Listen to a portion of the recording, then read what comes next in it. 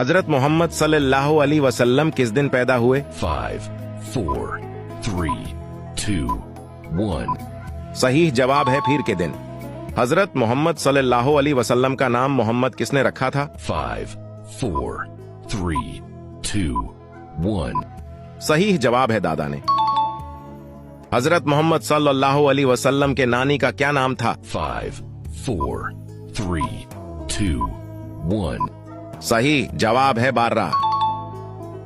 हजरत मोहम्मद सल्लल्लाहु अलैहि वसल्लम को कौन सी सब्जी पसंद थी? 5, 4, 3, 2, 1. सही जवाब है कद्दू। हजरत खदीजा रजी अल्लाह अन्हा से शादी के वक्त नबी करीम सल्लल्लाहु अलैहि वसल्लम की उम्र क्या थी? 5, 4, 3, 2, 1. इसका जवाब कमेंट में दो। देखते हैं कौन सही जवाब देता है।